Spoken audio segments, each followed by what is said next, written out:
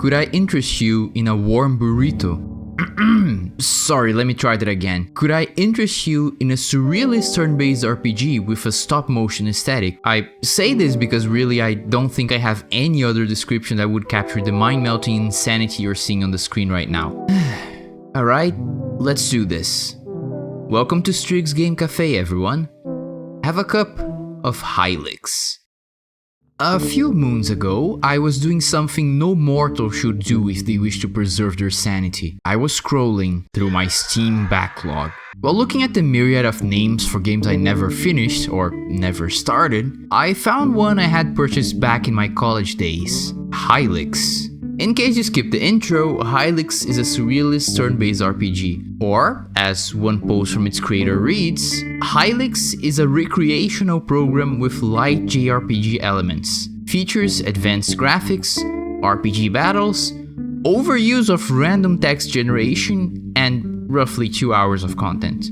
Speaking of the game's creator, Mason Lindroth, he's apparently known for his surrealist games submitted for Ludum Dare game jams. Due to some changes in Ludum's archives, I couldn't find a way to access the rest of them save for 3, Fishbowl, Vada, and Muldulamulam, all of which can be accessed in Lindroth's itch.io page. The link will be in the description as always. I won't go into too much detail because that's not what any of us are here for, but yeah, this is definitely not Lindroth's first rodeo when it comes to surrealist art. The game took roughly 2 years to develop in RPG Maker, with the first trailer being posted in 2013 and the release being in 2015. Oh wow, writing this made me realize that this game is 10 years old as of this video. Time flies, huh? Now, with all that out of the way, let's get into why this experience is special, though I suppose I'll need more than my regular vocabulary to describe it. You see, Hylics has the same mouthfeel of an adventure-focused RPG Maker recreational program. This is clear from very early on. The vessels under your control do not gain experience or levels by fighting, though you still have your typical flesh and will gauges, as well as the stats of mightiness, texture, jollity, cooking, guts, and philology, which affect your performance in encounters and can be increased by equipping instruments and outfits. Instead of experience, the numbers in each puppet's dossier are increased by several different means, such as drinking water from water coolers with paper cups and squashing bugs with magic gauntlets. However, the method you will use for most of the program's 2 to 3 hours of electricity consumption is simply to seize your vital activities. Once you do, you will arrive at the afterlife, which contains a grinder, perfect for placing the meat of all your foes into. Doing so converts them into your own flesh. The afterlife also contains a portal and several crystals. Inspecting the crystals sets the portal to the corresponding location, allowing you passage back into non-undeath. This means that Hylics is a game where there is no expiration mechanic. In fact, it expects you and your congregation to go extinct a few times during your pilgrimage, and there are even foes that do so automatically upon establishing metaphysical contact. Aside from regular aggressive measures, each member of this ragtag group has different gestures they perform at enemies. They come in many names such as ablative hollow pleather, space shurikens, and mystic meat.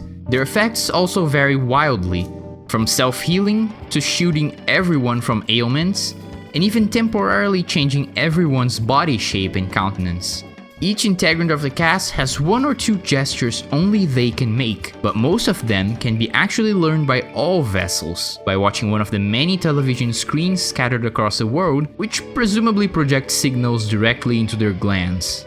Since anyone can peer into the screens and gesticulate with their appendages, the rolls during scuffles tend to be flaccid rather than rigid. As for the main storyline, it is rather simple. A concrete gastropod partially soaks the seasons. The people falsify with a passion. It is a gland outside of forbidden text. It is a delusion of text. Meanwhile, Gibby, king of the moon, like falsifies a skeleton amidst the creature vessel. Thus, your story begins. As you can see, rather simplexic in the use of chancified words. The tale is divided in 3 acts. In the first, Wayne begins his journey from his house, armed only with a pistol. Over the course of his wandering, he meets 3 others: the horned archaeologist Dedosmon, the moody magician Somnoza, and the powerful knight Pongorma. Then, at last, the 4 make their way to the lunar surface, where they do battle with Gibby and his homunculi. It is a very not long story, and whatever cohesion can be found is easily digestible and then forgotten 2 seconds later because most will not give a warm burrito to the randomly generated monologues that surround it. But if ritualistic turn-based combat and the epic of Wayne and his side dishes is not the main attraction of the saga, then what is? Well, as pointed before, it would be the recreational wandering. The Surreality contains a lot of small humorous interactions that can be observed. For example, there is a non-mandated objective related to finding 3 sages: the Sage of Brains, the Sage of Computers, and the Sage of Death. Once located in their lairs, each will give Wayne a Sage token, and when all 3 are grasped firmly, Legend of Melting, the ultimate gesture, can be absorbed. The trip to the moon that ends in the confrontation with Gibby is also preceded by the need to purchase a spaceship key from a hot dog vendor, which you will probably do with this mouth-watering amount of bucks that is just given to you without rhyme or reason, followed by a segment in which Wayne and the band strip the flesh of all of Gibby's soldiers as they move through his lunar fortress. Speaking of Wayne and the band, there's also a club, accessible only near the end side of the experience, where one might enjoy a rhythm game without rhythm or a game. Everyone gets an instrument and they can be coerced to perform, with Wayne himself playing his guitar using indents 1 to 5 on the keyboard.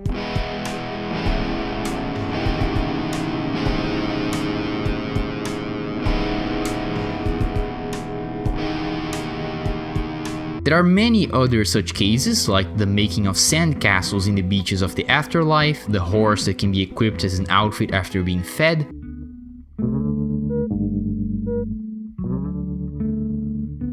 What?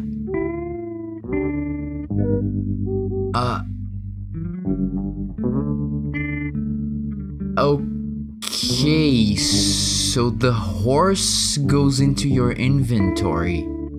Or the randomly generated poetry that flashes when resting in a sofa to restore your flesh and will. That is, when the sofa is not busy dissolving into an incongruent mass. In conclusion, every curve of Hylics' square map hides a new surprise and...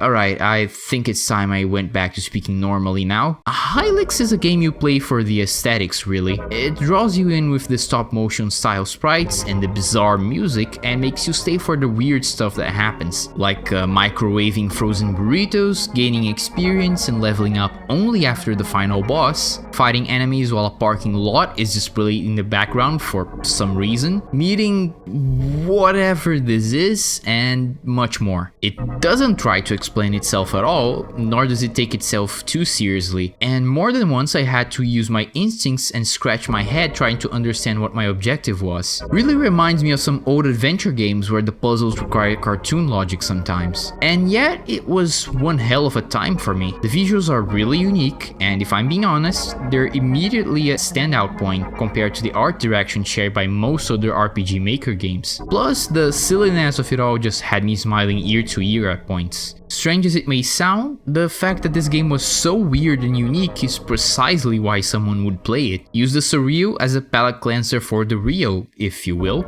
As of this time, I have not yet played the sequel, Hylics 2. But after finishing the first, I know I'm really excited to do it eventually. Who knows, maybe next waning moon? My name is Strig, and thank you for your patronage. If you're leaving already, please consider leaving a tip in the form of a comment and a like. And if you'd like to come back, don't forget to subscribe and ring the notification bell on your way out. Thank you for visiting Strig's Game Café.